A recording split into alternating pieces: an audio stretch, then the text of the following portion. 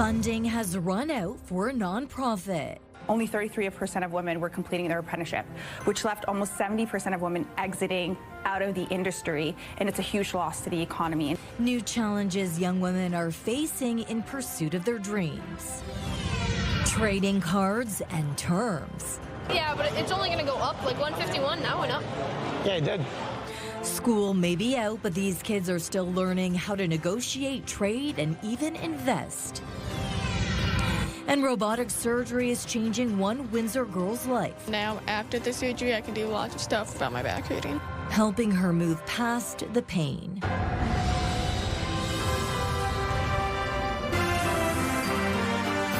CTV News with Stefanie Masotti.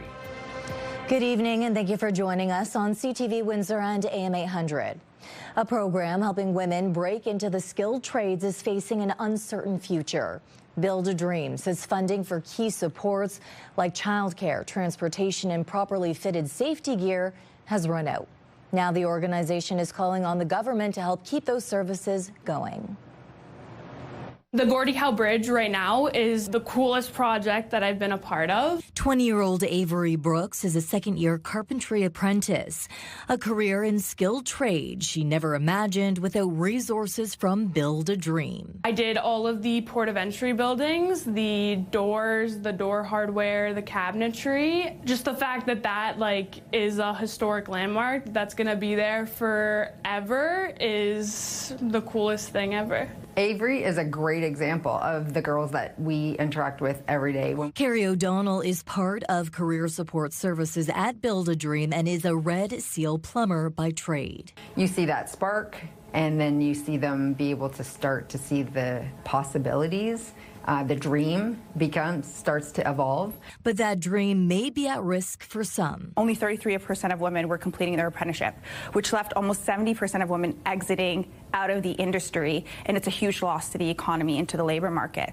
President and founder of Build a Dream, Noor Hasham, says a 3-year, $2.3 million fund granted by Employment and Social Development Canada has ended, a program that provided hundreds of women with services to help them complete their apprenticeships every year. We were able to provide wage subsidies to employers that were hiring our clients. We were able to provide childcare subsidies, transportation subsidies, PPE that properly fits. Those are still significant issues that women are facing. We have women in rural areas that are driving an hour and a half to 2 hours to training every single day and then needing care for their children while they're in school. Hasham says without additional funding, these services will stop. I had to say no to somebody the other day because we don't have the funding left, and this person is ready to go. She's eager. She's been accepted into a program. Hasham says she has submitted upwards of a dozen applications for additional funding, but has not heard back. Her plea to the government. Canada has ambitious plans to strengthen the Canadian economy, and we can't do that without people, and that people includes the other 50% of the population, which is women. In other news, 2 people are injured, 1 critically, following a serious crash in Chatham, Kent. Police say a vehicle left the roadway on Communications Road just before 8:15 Thursday night. The 33-year-old Chatham driver reportedly lost control. 2 passengers, a 25-year-old Blenheim man and a 16-year-old Chatham girl, were injured. Police say one suffered life-threatening injuries. Both were taken to Chatham Kent Health Alliance, with the teen later transferred to Victoria Hospital in London for further treatment. Windsor police have charged a 15-year-old after 2 people were threatened with a kitchen knife. The incident happened at a South Windsor home on August 13th. Police say the argument began after the youth accused the people of turning off the washing machine. The teen allegedly grabbed a knife and threatened to stab and kill the victims. Windsor police are also asking for the public's help after 7 Bird e-scooters were stolen and stripped for parts. Police say they were taken from Wyandotte Street in the Walkerville area on August 4th, with their batteries removed. One was later found cut in half in an alley near Olette Avenue. Investigators are asking businesses and residents in the area of Olette Avenue and Park Street West, as well as the 1700 block of Wyandotte Street East, to check their surveillance cameras for anything that may assist with this investigation. So far this year, a total of 18 Bird e-scooters have been reported stolen in Windsor. We're looking at a couple things right now. It's and anything from even increased patrols in the areas that they're typically used. Like are there hotspots?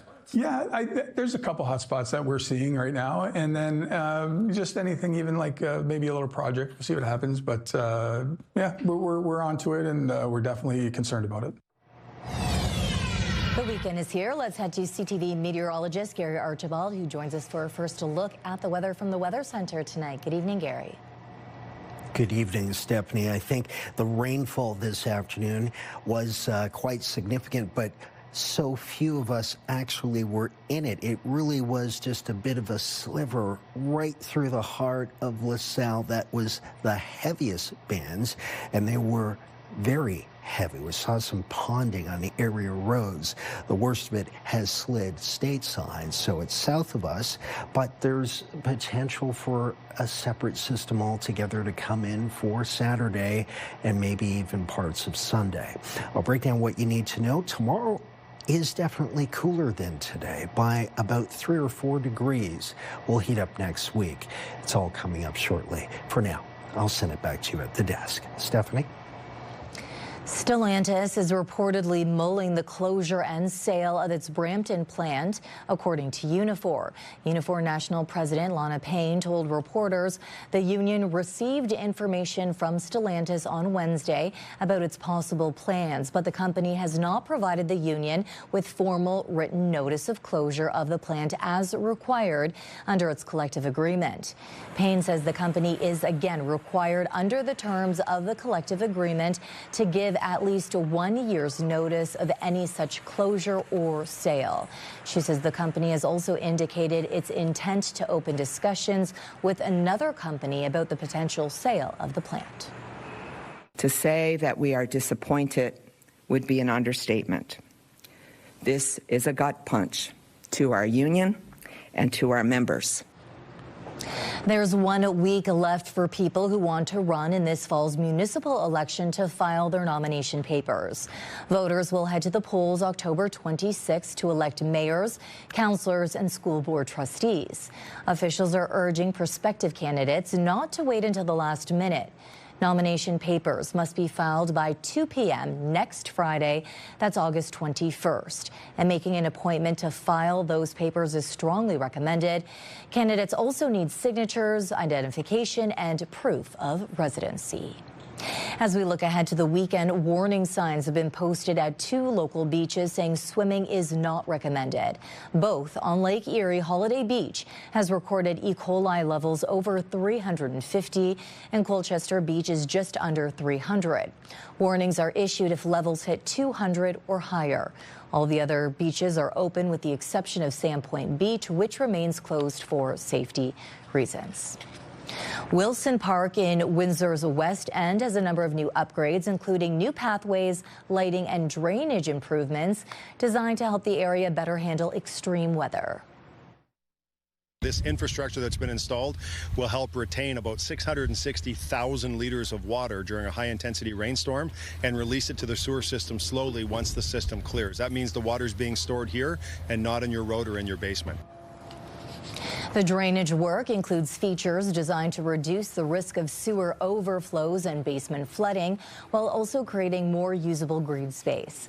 The city says the project received $776,000 from the Federation of Canadian Municipalities Green Municipal Fund. Mayor Drew Dilkins was joined alongside Windsor City Councillors Fraser Fathers and Ed Sleeman, along with Chatham Kent Councillor Alison Story, who also serves as a vice chair of the Ontario Caucus of the FCM Board of Directors. Officials now expect work at the nearby 80 Knox Centre to be completed by October of this year.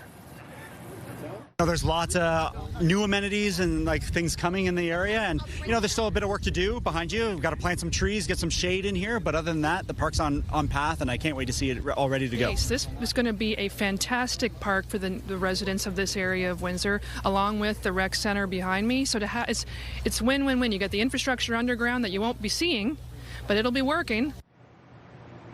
St. Paul's Church in LaSalle has been demolished and work has begun on a commercial project. Town Council approved a rezoning application Tuesday afternoon, allowing Rock Developments to begin work. The church at the northwest corner of Malden and Sprucewood Avenue had declining attendance. In addition, about $500,000 in repairs was needed, including a new roof, siding, and windows.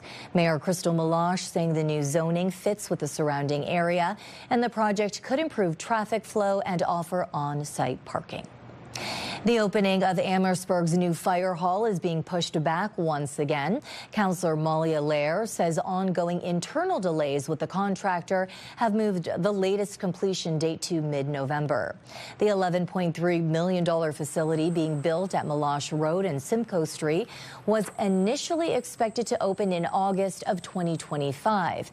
That timeline was later pushed to March of this year, with the town citing harsh winter weather that halted construction. Allaire says work is continuing, but progress has been slow. The new station will replace and combine Amherstburg Station 1 on Sandwich Street and Station 3. For Allaire, the latest delay is frustrating, but she says the town can now only wait and see what happens. And everyone's very frustrated. I think it's bad timing when Essex is building their fire hall, and that's all I'm hearing is Essex is going to be done before us. But, you know, we can't control these things, and we're just doing our best efforts. So the town is working really hard with the general contractor to make efforts the best they can. A big weekend of baseball is on tap in Detroit, with the Tigers making a surge up the American League standings. The Tigers beat Cleveland Thursday to move into the final wild card spot. Tonight, they host the Central Division leaders. The Chicago White Sox have a 2.5-game lead over Detroit. We caught up with Windsor Police Chief Jason Crowley, who is a huge Tigers fan. He feels Detroit can make up some ground this weekend and will eventually make the playoffs. The bats are finally coming around a little bit. Their defense is solid. I mean, Riley's out for a couple of weeks, which kind of hurts, but they got some depth in the outfield, and I just think they're playing fairly well. I mean, a little worried about the bullpen still, but we'll see what happens. It's been a kind of a problem all year, but they're kind of pulling it together right now. Here's our question of the day. Will the Detroit Tigers make the playoffs? Go to our website to cast your vote, ctvnewswindsor.ca. Yesterday, we asked if you think stricter enforcement is needed to reduce child injuries from e-scooters and e-bikes. Over 1,000 people voted. 67% say yes. Now, while we are on the topic of sports, there's a rumble going on at the river tomorrow night, and a 9-year-old plans to be part of the fight. Natalie Brown is making her boxing debut at a show at the Riverfront Festival Plaza Saturday night. Rumble on the River is being hosted by Border City Boxing. It's a free show for all ages. Brown started boxing 2 years ago because she wanted to try a combat sport. The General Brock student is facing an 8-year-old from London. She says she's nervous but excited for her first fight. It's only when you're 12 you can have a real fight, so it won't go on my record, but it'll be like as close as I can get to a real fight. She comes every day. She bugs her parents to come. Even when her parents are tired, they don't want to bring her, she still gets here. Natalie, we're proud of her. She's got her first fight. She will be first bout of the evening, so if you're coming down to the river on the stage, don't be any later than 6 o'clock if you want to see Natalie's debut fight. A card show may look like just a thing for hobbyists, but for young collectors, it can be a low-stakes classroom for learning how to negotiate. CTV's Bob Belichico shows us some of their skills in action. School may be out for the summer, but the lessons don't stop. $30? It's only 15. It's 15? No, that one's non-hollow. Mine's holographic. Come on, guys. Come on, step up your games. Wow. I know. You learn something every day. Card shows have become a place where young collectors learn the art of negotiating. You know, I'm mainly a sports card guy. Traditionally, sports cards kind of dominate the market, and now Pokemon has seen a real resurgence. Robbie Durling, who is bringing the Rad Sports Card and TCG show back to the Sportsplex at St. Clair College Saturday, says the trading card market has basically become its own stock market, with players like Camden Gerard hoping for a return. I don't know, it's just something cool about having a piece of cardboard that's worth more than a house. Like, is that not, like, insane to say? Is that for real? Yeah. Earlier this year, a PSA 10 Illustrator Pikachu sold for $16.5 million and included a necklace worn at WrestleMania 38 and hand-delivered by Logan Paul. Now, Gerard grew up playing with Pokemon cards and got back into the hobby a few months ago. The 16-year-old enjoys the thrill of negotiating and was trying to exchange a Pokemon Elite Training Box, or ETB. Yeah, but it's only going to go up, like 151 now went up. Yeah, it did. It did, so now send it yours? Yeah, but this age, 2 years. Just wait till this age is 2 years. You're right, but I have to take a gamble. You don't. He's the sharpest kid today by far, and I like that. Go ahead. The ETB, for that ETB with the Mewtwo on top. No, I'm losing $100. Did Gerard leave happy? I got 2 things out of it, and I think that the ETB I got will go up in value quicker, and I'll make more money on it. If you have a collection, the homework starts before you get to the show. If you have sports cards or you have Pokemon and you don't know the value, definitely don't just get rid of them for pennies on the dollar. Do your research, make sure you know what you got, and maybe you have a small fortune. Bob Belichico, CTV News. Do you have any high-value trading cards or thoughts or comments on any of our stories? We want to hear from you. Text us at 10400. American alcohol is back on some shelves, but are Canadians buying it? Still ahead on Windsor's news leader, the number that may surprise you. And a new culinary concept is about to be unveiled. Monday, Doug the Foodie and Wolfhead Distillery promise a first-of-its-kind announcement. The big reveal Monday at 6 on CTV News. 6 months after the mass shooting in Tumbler Ridge, BC, which left 8 victims dead plus the shooter, new details are now emerging. A consortium of media outlets, including CTV, has gone to court to fight for more information about the case. RCMP documents highlight a number of new details, including initial police confusion about the number of suspects tied to the various names the shooter used before and after identifying as a woman. We're also learning the FBI contacted Canadian investigators to alert them about the shooter's 2 ChatGPT accounts. The tech company has been ordered to hand over the communication and subscriber information to the RCMP. Since the shooting, OpenAI has apologized for failing to alert police to the shooter's activities. WestJet has agreed to pay a $4.5 million settlement in a class action sexual harassment lawsuit. The suit was brought forward by flight attendants in 2016.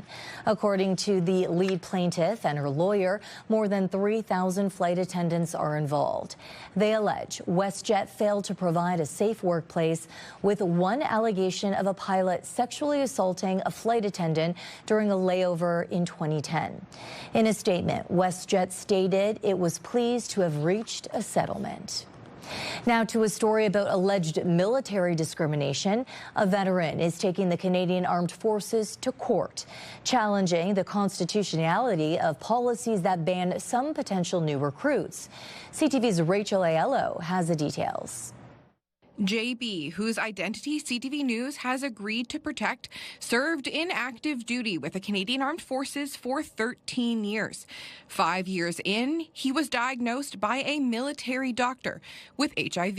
He began taking medication and continued serving for 8 more years, including deploying on a peacekeeping mission to Mali in 2019.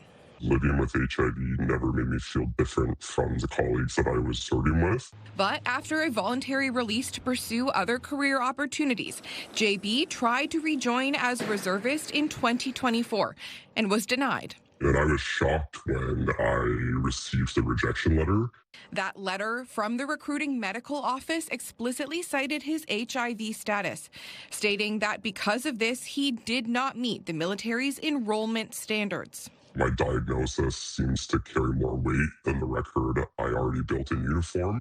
The 38-year-old is now taking the Canadian military to court, challenging the constitutionality of their policies that list HIV as grounds for disqualification. To deny carte blanche folks who are living with HIV just because they're living with HIV, it's discrimination. JB's lawyers argue applicants shouldn't be rejected based on outdated stigma. They hope the challenge will prompt the armed forces to re-examine their rules. From our perspective, both the science, the logistics, and the operational concerns have been addressed by other NATO countries. JB says he thinks this case could benefit all Canadians given the military's recruitment struggles, but hopes others living with HIV hear this message. Don't let an HIV diagnosis convince you that you have less to offer your country. CTV News asked both the Canadian Armed Forces and Defence Minister David McGuinty for comment on the court challenge and the policies at the centre of it. Neither responded by deadline. Rachel Aiello, CTV News, Ottawa. A new report is warning about major job losses on both sides of the border if the Canada-US-Mexico agreement is scrapped. According to Oxford Economics in the UK, Canada could lose more than 100,000 jobs if the deal is terminated. The report also indicates the U.S. would lose more than twice that number of jobs. It goes on to suggest a successful renegotiation would add jobs to the Canadian economy. A potential crisis in confidence within the federal opposition. CTV News has learned several Conservative MPs are privately expressing deep concerns about Pierre Poilievre's leadership. Some caucus members have told CTV News they do not think Poilievre will be party leader when the next federal election is called. The MPs were responding to questions about a recent Nanos poll commissioned by CTV News.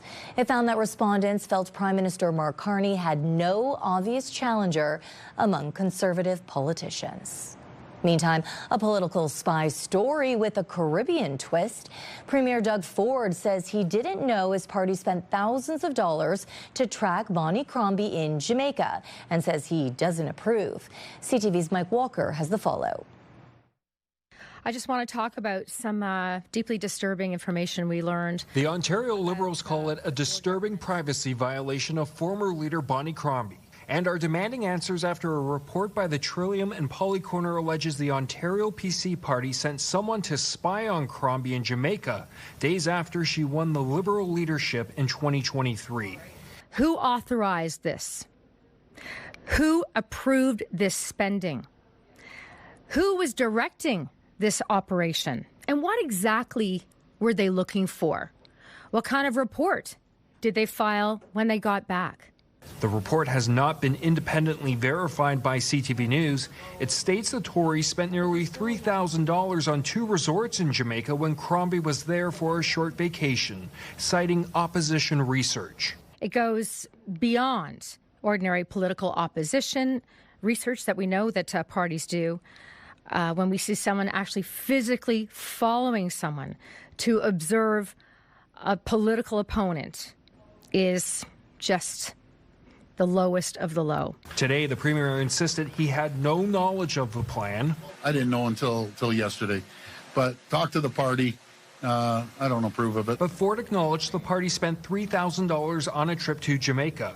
I don't watch every single dollar when I'm in the middle of a campaign, the largest in the country. I rely on our team to make sure that they spend it appropriately. It was $3,000 of the party's money. Ontario political parties do receive a per-vote subsidy from taxpayer dollars. I wouldn't do it, but again, things happen. It's no different than myself when the media has followed me down to Florida. You know something?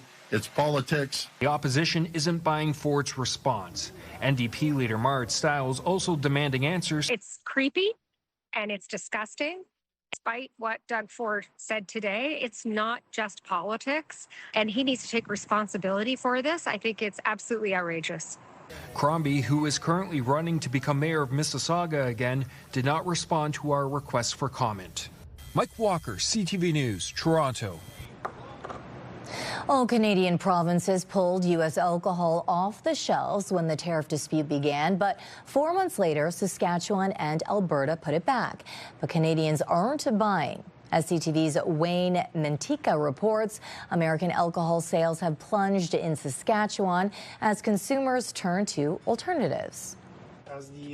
The Saskatchewan government may have decided to return American alcohol to store shelves, but consumers are making their own decisions.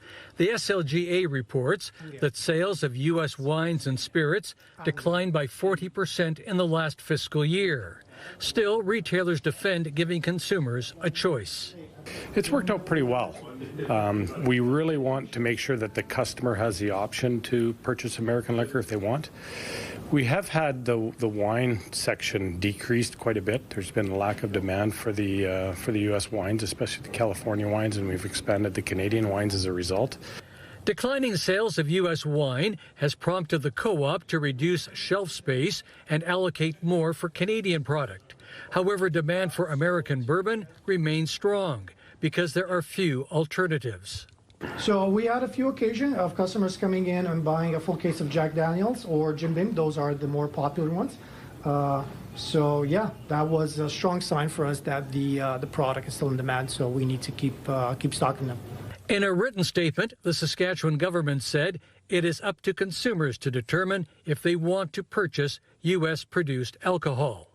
Keeping American liquor on the shelves has not won Saskatchewan any favors when it comes to Trump tariffs. Tariffs are imposed on the nation as a whole, but it could count for something when Saskatchewan producers go looking for new American customers. Wayne Mantica, CTV News, Regina.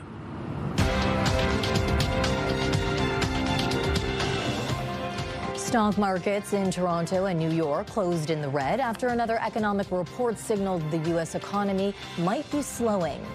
In Toronto, the TSX fell 29 points. In New York, the Dow lost 108. The Nasdaq dropped 74. The Canadian dollar was up today, gaining 1/3 cent. On commodity markets, gold gained almost $17 an ounce and oil added $1.15 a barrel. A Windsor teen just made Ontario medical history.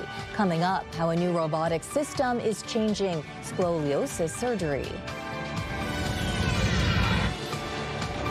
Let's take a look at our CTV News weather snapshot. Thank you, Betty, for this great image. If you've got one, text it to us at 10400. Just ahead, will the weekend see a mixed bag of fair and active weather? We'll find out next with my full forecast coming up on CTV News Windsor. Discussion here at Windsor City Hall. Windsor's top stories. A major project is about to get underway. Breaking news alerts. Severe weather is a possibility. And watch live. Good evening, and thank you for joining us. Download the CTV News app.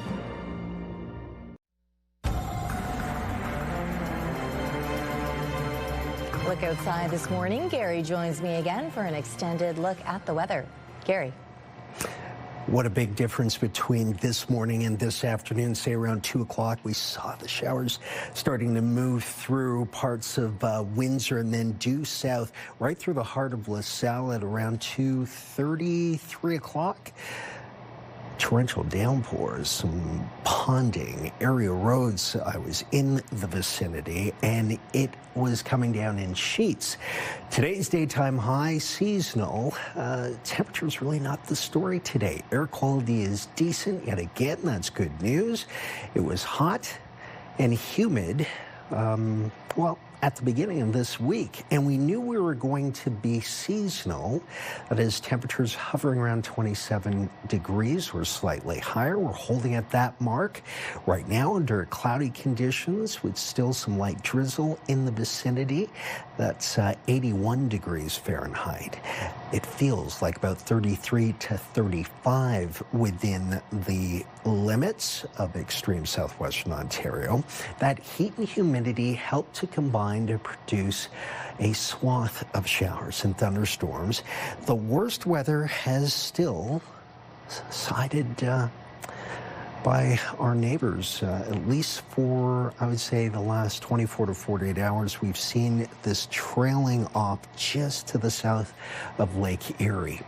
If we lived along the same latitude of, say, our friends in Dayton, Ohio, we would have received somewhere in the neighborhood of 100 millimeters of rainfall in the last 24 to 36 hours. Incredible stuff. Lots of flooding stateside for our friends in Indiana and Ohio in particular. Meanwhile, we remain cloudy. Yes, we got close to about 30 millimeters of rainfall this afternoon in LaSalle. Amherstburg also getting hit hard. What's left is not impressive. Light drizzle, cloudy conditions, still humid, so that when you go outside, it feels somewhat sauna-like.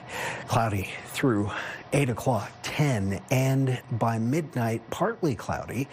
20 degrees Celsius at that juncture, feels like about 25 to 26. Take a look at our Intercarousel 7-day forecast. I'm calling for a cloudy day at times with scattered showers and thunderstorms in the afternoon. A high of 23 cool degrees Saturday. Sunday, rainy 28. Rain for Monday, possible 26. And then sunny Tuesday, 27, mid-20s with cloudiness through the midweek next week. That's a look at your weather.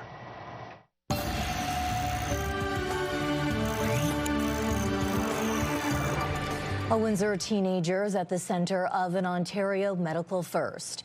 14-year-old Paige Hillman became the first child in the province to undergo scoliosis surgery using a new robotic spine platform. CTV's Rita Ismail shows us how it works. 14-year-old Paige Hillman was dealing with back pain that was getting in the way of her everyday life. I have scoliosis as well. I am in a lot of pain, and so as soon as I noticed it on her, I wanted to make sure that she gets treated for it so she's not in any pain, because I don't want her to feel like I do. Her doctors confirmed scoliosis, an abnormal curve of the spine, and recommended surgery using a new tool. Utilizing things such as a CAT scanner, which will come around the bed, three-dimensionalize the spine, and then we'll use navigation, sort of like a video game, to place screws in the spine. And this is sort of the next step forward. So the patient's laying prone, face down on our spine table here. For Paige, the robotic system was used to place some of the most challenging screws in her spine, a task that can take up to about 20 minutes manually, took roughly 3 minutes with the robot. There's a big learning curve anytime you adopt new technology, and we're still experiencing that with the robot for sure. Once the robot is up and running, our time to instruments, once we're actually doing that, is dramatically reduced. Even in this as our first case here, we saw that for sure. The spinal correction itself took less than 4 hours, and the result was significant. The biggest change we see immediately for patients like Paige is that they have a dramatic improvement in their self-image score, so how she perceives herself and how her friends and parents and other caregivers see and experience Paige, and she's been really happy with this. Paige says the biggest difference is simply being able to live without pain. Before the surgery, it was really hard to do lots of stuff. And then now, after the surgery, I can do lots of stuff without my back hurting. Her mother says the improvement is easy to see. It's great because she can do the normal everyday stuff that sometimes I can't do. So it's nice to be able to see that she'll be able to do that. Children's Hospital is now one of 3 LHSC sites using the Maser platform. The robotic systems were funded through London Health Sciences Foundation. Rita Ismail, CTV News. Hospice of Windsor in Essex County has kicked off its 24th annual face-to-face campaign, raising funds to help local hospice patients get to where they need to go. The campaign supports the Fairley Family Transportation Program, providing rides to medical appointments and hospital wellness programs. It also helps hospice patients attend special trips and outings with their loved ones. The campaign runs from August 15th through September 30th. To date, Face-to-Face has raised more than $1.8 million. Meantime, Ontario is putting $800,000 into community sport and recreation programs with the goal of helping nearly 6,000 children and youth across the province. The province says the funding will help make sports more affordable for young people. Kids Sport Ontario is getting $400,000 to help low-income families cover registration and equipment costs. And $100,000 is going to the Inclusion in Canadian Sports Network for free swimming lessons, lifeguard training, and basketball officiating opportunities for youth from racialized communities. And the Ontario government also investing $35 million to help long-term care homes support residents with complex needs. The funding will go towards specialized equipment, staffing, and services through the Local Priorities Fund. The province says the investment is aimed at reducing unnecessary emergency room visits and hospital stays. Still ahead, where you can swim for free this upcoming Saturday.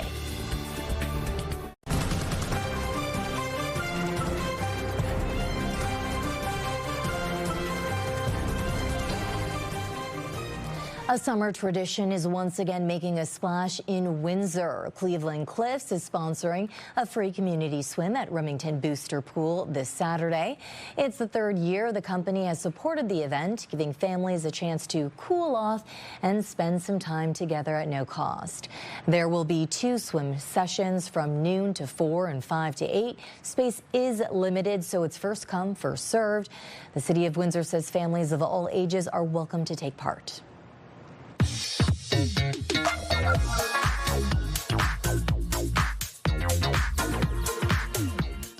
Sandy McDonald joins me to talk about a cherry, a particular cherry tree. It is in hand and behind us here, and it looks like our squirrel and bird friends have been feasting. I don't blame them, because this is a very nutritious fruit. It's called Cornelian cherry. That's one of the most common names. Right. It's a little bit of a misnomer because it's not a true cherry at all. It almost looks like a coffee bean. Right. But it's not a coffee bean either, and not related to coffee, not related to true cherries. So it's actually a type of dogwood. And it's grown as an ornamental plant, but also can be grown as a fruiting plant. Talk to us about its taste. Yes, very sour.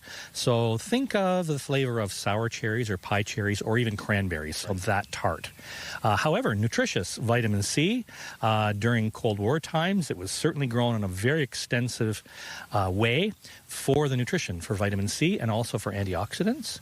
And we even have a product here from Georgia, which contains it as well. Right. There's plenty of sugar in here to bring the flavor up a bit. It makes for a good choice in the garden and landscaping as well, correct? It does. It's very versatile.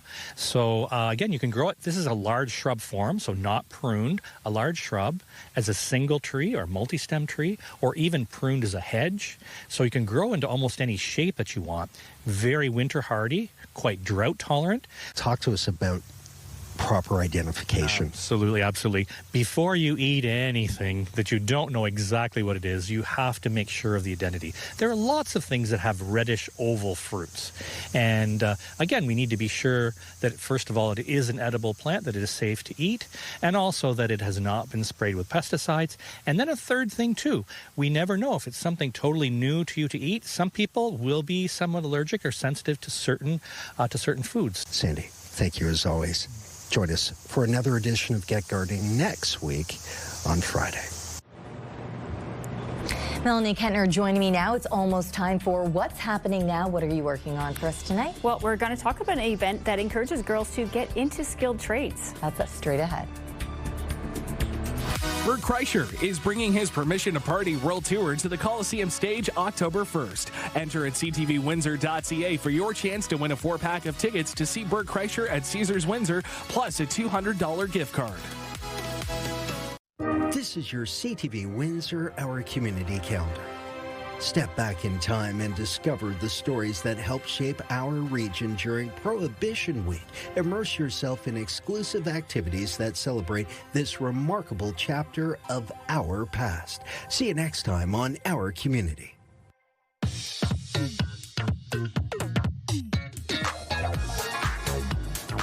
So, Melanie, earlier on the show, we introduced our viewers to Avery Brooks, that second-year carpentry apprentice.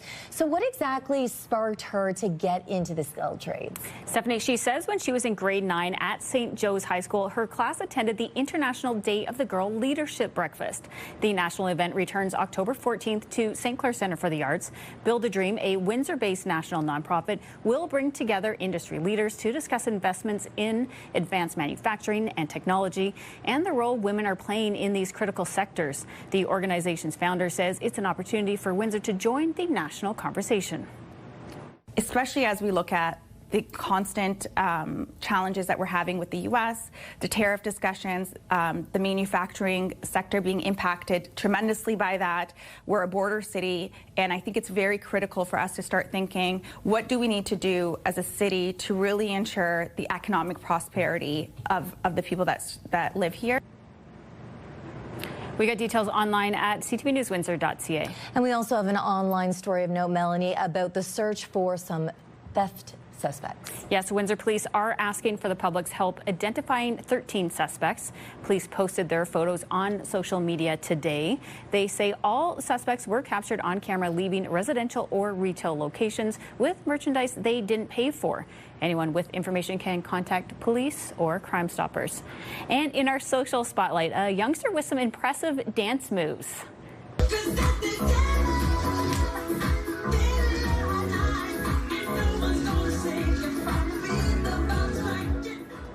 Adorable. This little guy loves Michael Jackson so much that he memorized the moves to the Thriller dance. Every step the King of Pop takes, he does too. He nails the performance over 40 years later, Stefanie. You know what? I love to try and keep my kids away from the screens, but the fact that he's memorizing the dance moves and actually getting his brain going. It's so sweet. I'm for that. When my boys were this age, we tried the same thing and got them to do a few Michael Jackson moves as well. It's very cute. Okay, if your kids have any Michael Jackson moves or any other cool routines, how can our viewers submit it to us? For sure. We love those cool dance ones. They can email it to newsnow@bellmedia.ca or text it to 10400. And that's what's happening now. Thank you, Melanie. A solo 216-day adventure through the Great White North. Still ahead, how one traveler discovered the real heart of Canada.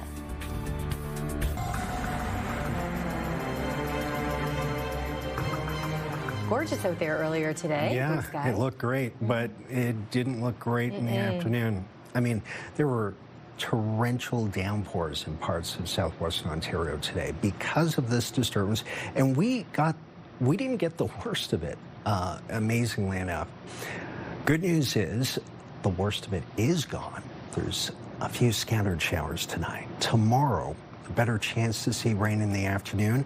High of 23 will be 4 degrees below seasonal. Then a rainy Sunday is likely. A high there of 28. 26 followed by 27. Monday, Tuesday from showers to sunshine over that 2-day stretch. Wednesday, Thursday, Friday, the average temperature around 25. And we'll be in and out of some cloudiness. Maybe even some showers through the midweek. Okay, thank you, Gary. Finally, tonight, a New Zealander has wrapped up a canoe journey across Canada from Alberta to Quebec. Tom Hudson sold everything and set out to document his adventure about this country's wilderness. CTV's Jean-Vier Beauchemin on his journey. Along a solo adventure through the Great White North. What a surreal moment.